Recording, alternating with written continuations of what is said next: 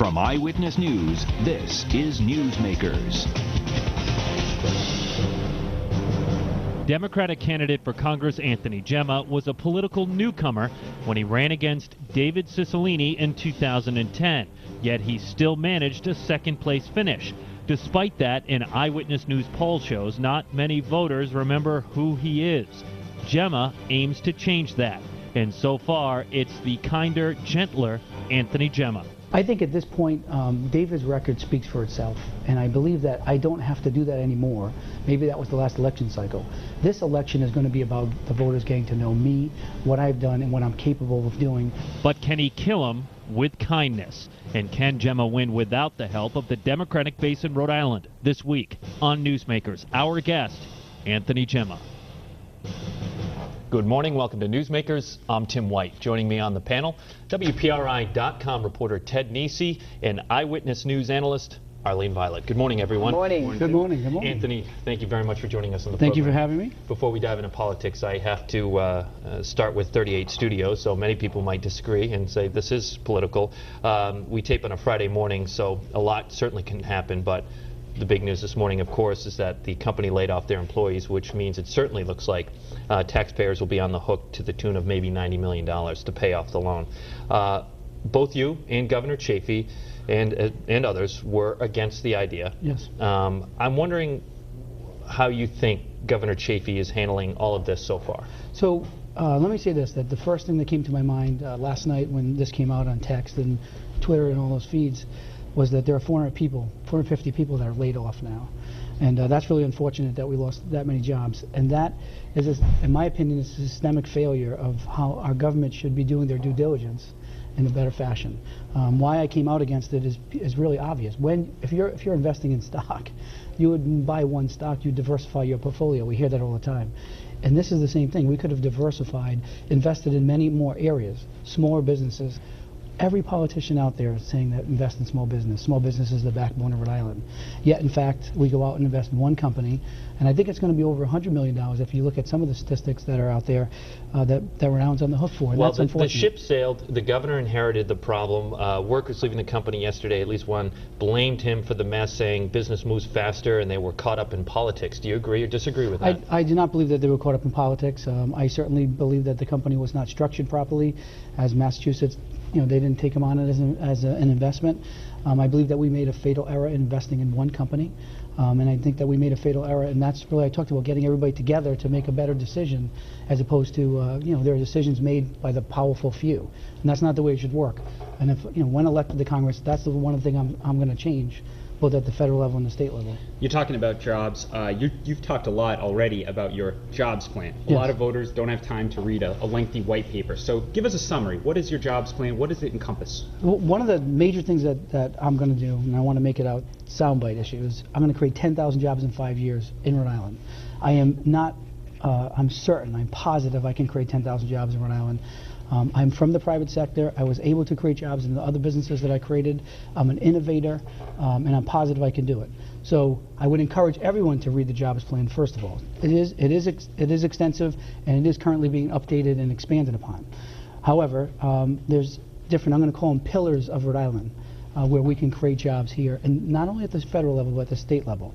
So health and wellness was the area I hopped on the last election, but it was only one of the pillars in which I believe that we should grow jobs.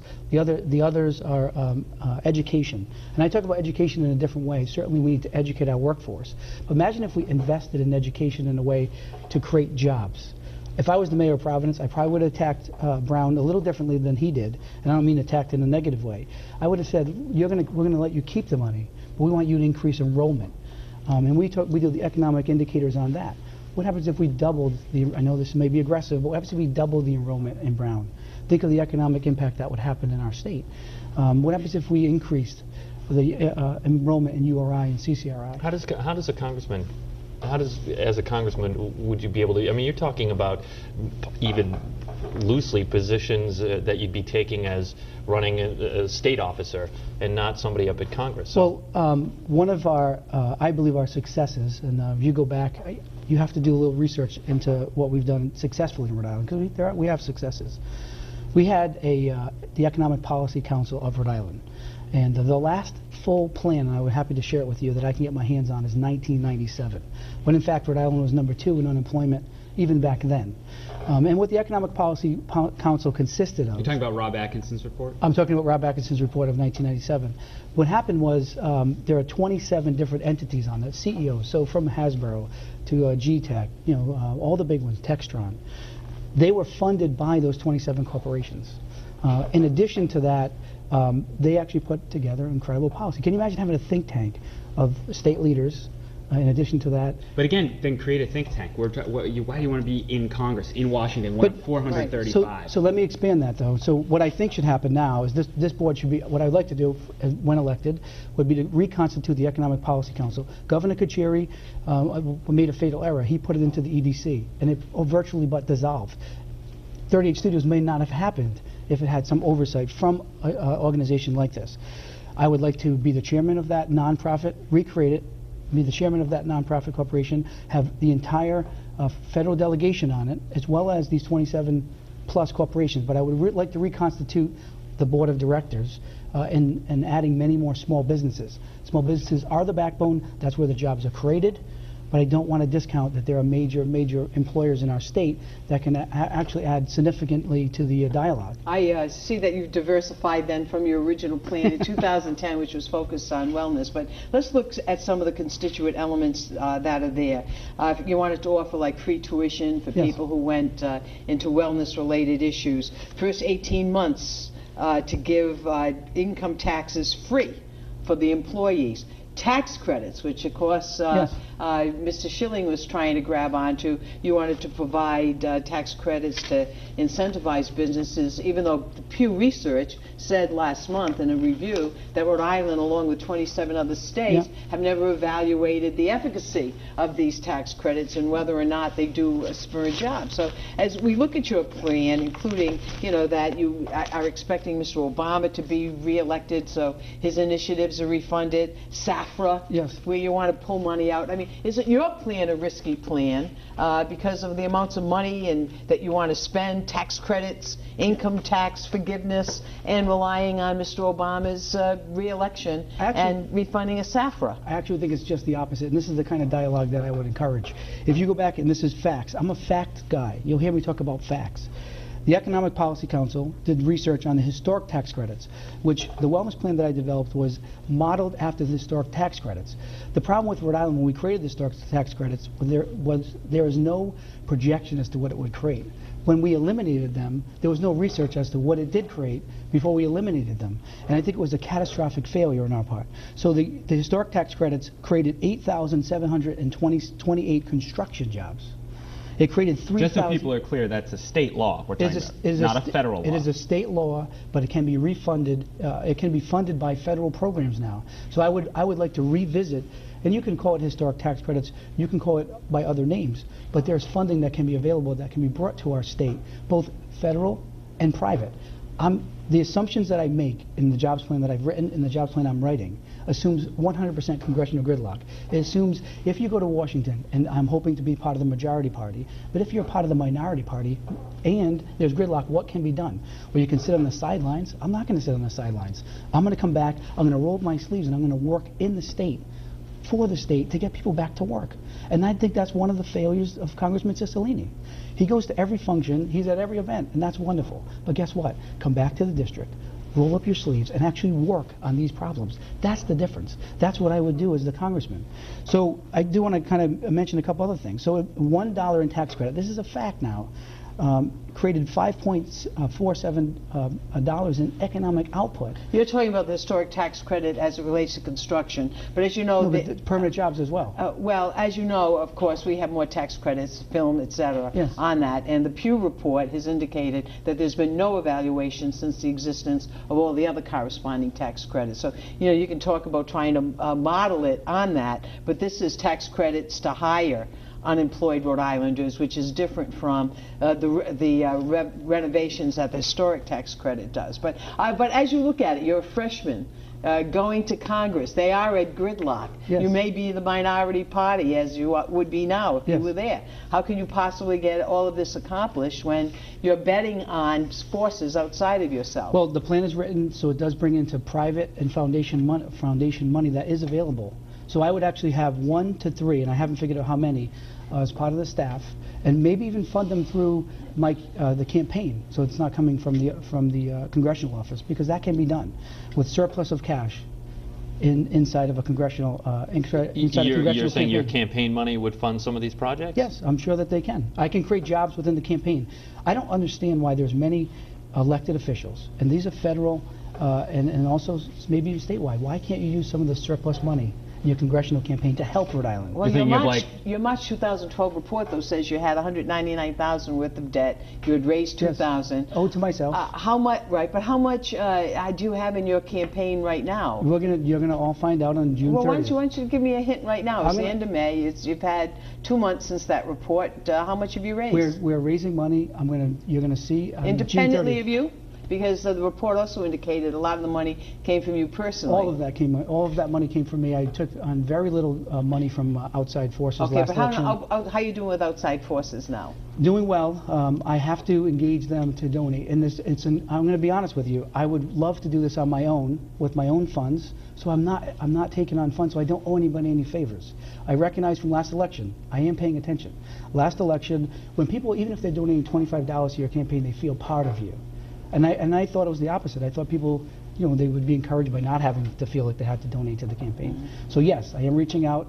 I will have enough funds, and I will be David. Will they be six-figure in your next report? 6 figures outside of you've raised? You will see. Anthony, just briefly back to 38 Studios. You supported former Governor Don Carcieri in a donation. He is the architect of this deal, many say. Do you blame him in this?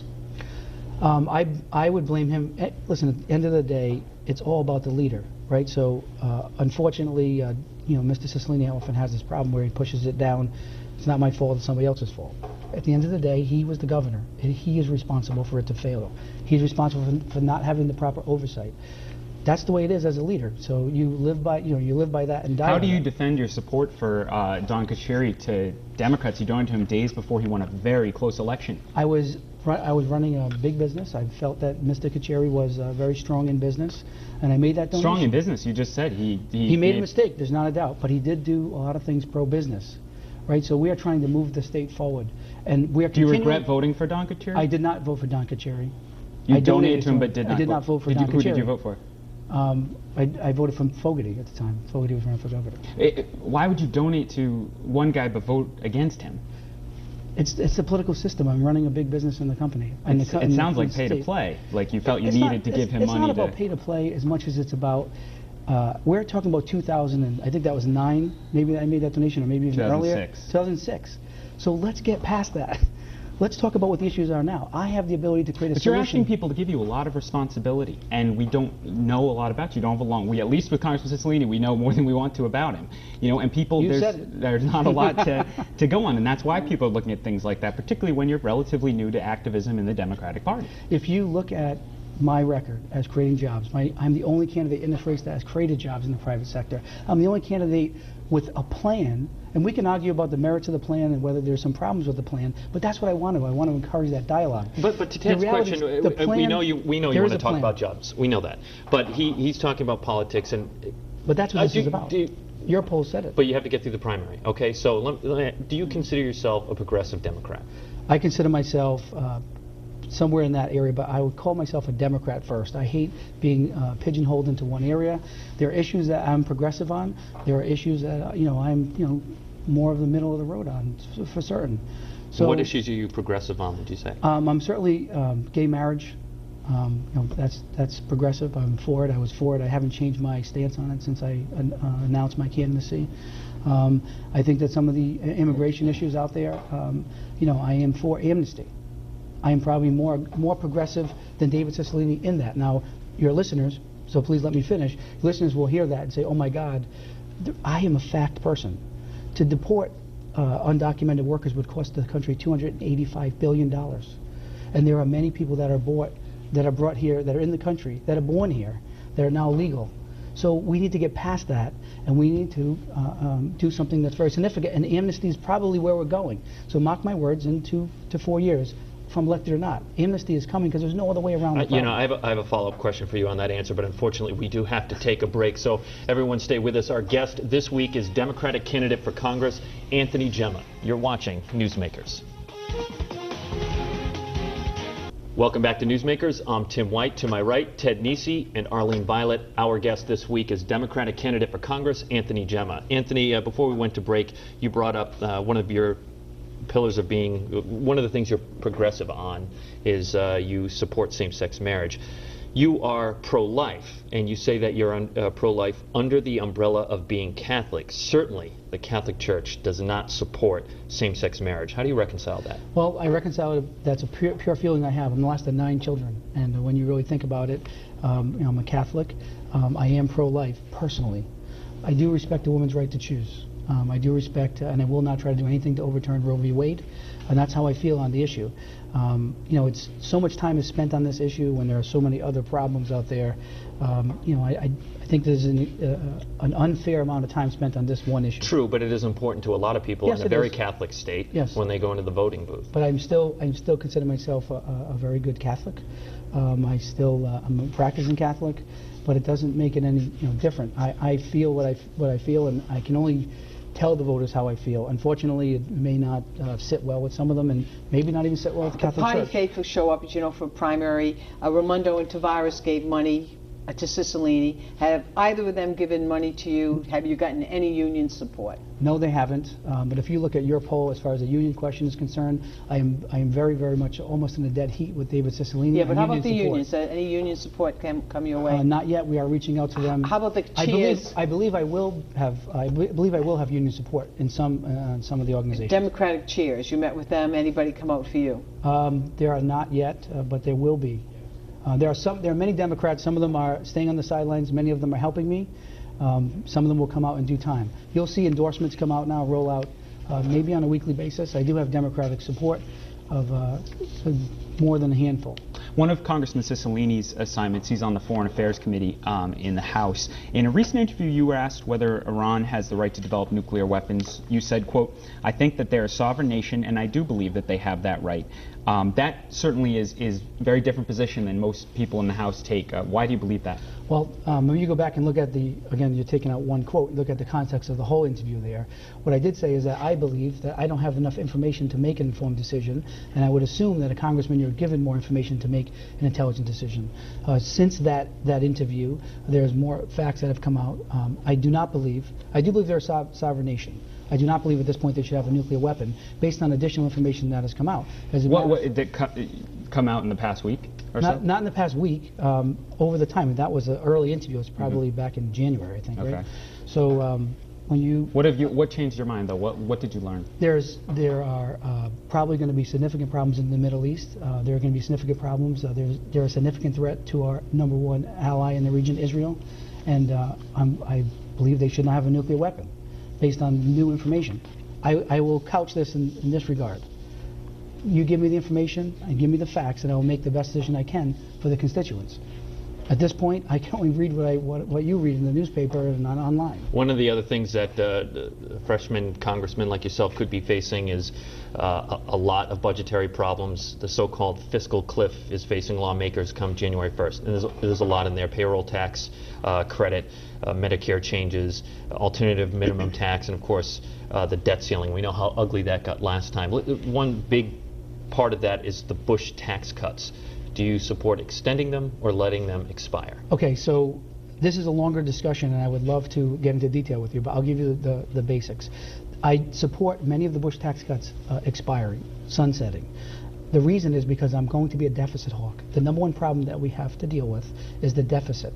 It's going to consume much of our GDP going forward. 12% of our budget by 2022 will be interest-only payments. So we must deal with the deficit. Both Republicans and Democrats believe that. How we're handling it is really the difference. There are two paths, very, very distinct and different in this election, more than any other election. Going back, the Republicans believe in tax cuts, They believe in making cuts for businesses, which I would love to support. But I believe that the deficit's more important to handle now. When you look at they're looking to make cuts in Social Security, Medicare, and Medicare as well. Democrats, I believe, have a better, more balanced approach. That's one of the reasons I'm a Democrat. Yes, sunset many of the Bush tax cuts. I will tell you where I am distinctly different than the others in the race. I do not believe it should be 250,000 or under that we should protect. I believe it should be 100,000 or under. Over 80% of the constituents in CD1 make under $100,000 in a household. So that's one of the major distinct differences. As far as the capital... What about the impact that would have on business? I would You're love a businessman. I would love to, let me answer this one more question, because this is where the business component comes in. We have to worry, I do not support eliminating the capital gains. I support restructuring the capital gains. Capital gains, if we don't do it right, will be catastrophic for us. It will cause major pain for our economy. What I would like to do is take zero capital gains for businesses that creating new businesses that are going to be in existence for more than 3 years. So that takes it down from the 15% currently to zero. That will stimulate job growth. So that will stimulate and answer the question on the other side that you just asked. The other piece of this is I do believe the capital gains rising to, in many cases, much higher than where it currently exists. If we don't deal with that properly and we just allow it to sunset, it will have catastrophic effect on business, on investment, on the stock market. So that's a very touchy area that has to be addressed. As a deficit hawk, what would you do then with Medicare, which contributes to the deficit? I would not. What changes? I would not change Medicare, and I would not change Social Security. At all? I would not change it at all. No. There is absolutely no way, with respect, to deal with the federal government's long-term deficit problem without dealing with Medicare. There is absolutely no way. I disagree with you. If we grow the pie and then grow our economy, we will grow out of this, and you don't have to touch Medicare. Healthcare costs are rising at twice the rate of growth in the economy. Yes, I do agree with that. But I'm telling you right now, if you grow the pie and you grow it significantly, going back to even during Bill Clinton's era when we had a surplus, we weren't talking about cutting Medicare and Medicaid at the time. Right? If the economy was You're robust, talking about revenue. Any cuts that you can see sure. to reduce the sure. deficit, and please do not say waste and fraud. I know. Okay, fair enough. Deficit. I'll start with waste, fraud, and abuse. Okay, no, I'm going to go into this. When you look at the Ryan plan, the Republicans believe. Paul Ryan, the Republican congressman, is the budget writer. Correct. When you look at the Ryan plan, there is consensus there. They are okay with lowering the defense spending from 4% of GDP to 3.75. Certainly, as a Democrat, I want to see it a little bit lower than that. However, there's consensus, so we should start with a 0.25% reduction in the defense budget because there's agreement there. Why not start with where there's agreement?